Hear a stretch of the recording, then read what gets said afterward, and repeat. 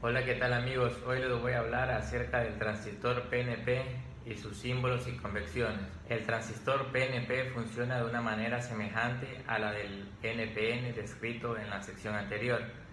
En la figura se muestra un transistor PNP polarizado para operar en el modo activo. Aquí el voltaje V sub EB hace que el emisor tipo P sea más alto en potencial que la base tipo N, polarizando así directamente la unión entre base y emisor. La unión entre colector y base está polarizada inversamente por el voltaje V sub BC, que mantiene la base tipo N más alta en potencial que el colector tipo P. A diferencia del transistor NPN, la corriente del dispositivo PNP es conducida principalmente por huecos inyectados del emisor a la base como resultado del voltaje V sub EB de polarización directa.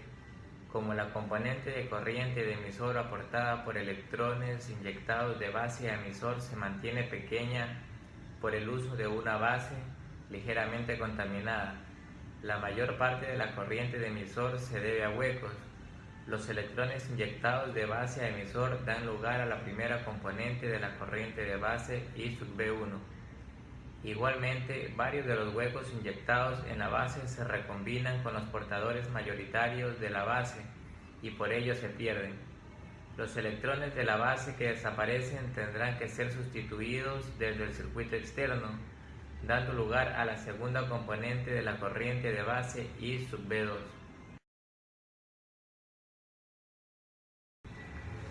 Símbolos y convecciones de circuitos.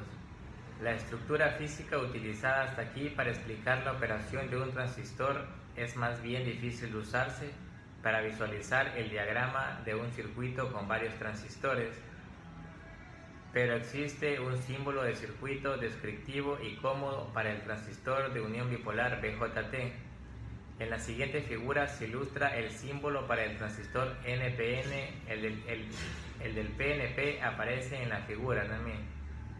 En ambos el emisor se distingue por medio de una punta de flecha. Esta distinción es importante porque los BJT prácticos no son dispositivos simétricos. Esto es, intercambiar el emisor y colector resulta en un valor para alfa diferente mucho menor, conocido como inverso o alfa inversa. La siguiente figura muestra transistores NPN y PNP polarizados para operar en el modo activo. Debe mencionarse de paso que el arreglo de polarización que se muestra al utilizar dos fuentes de corriente directa no es común y se usa solo para ilustrar la operación. Los esquemas prácticos de polarización se presentaron en la sección anterior. En la figura también se indica la referencia y direcciones reales de circulación de corriente para coincidir con la dirección normal de circulación.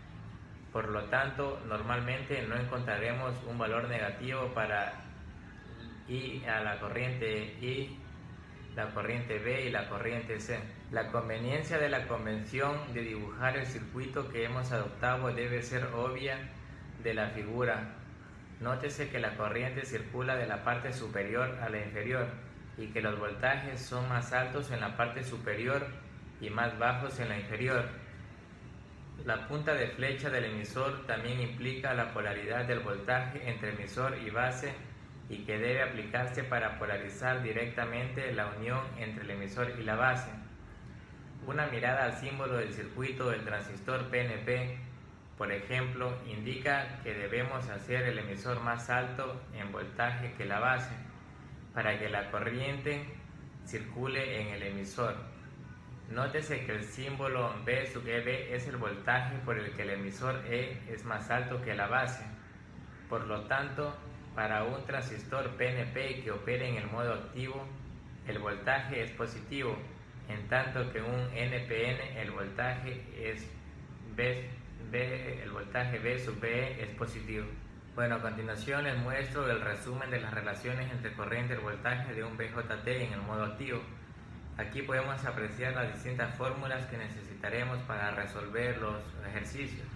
Bueno amigos, esto fue todo. Gracias por haber visto este video y si les gustó ya saben que le pueden dar manita arriba, ponerle a favoritos y si tienen algún comentario déjenlo acá abajo en la caja de comentarios.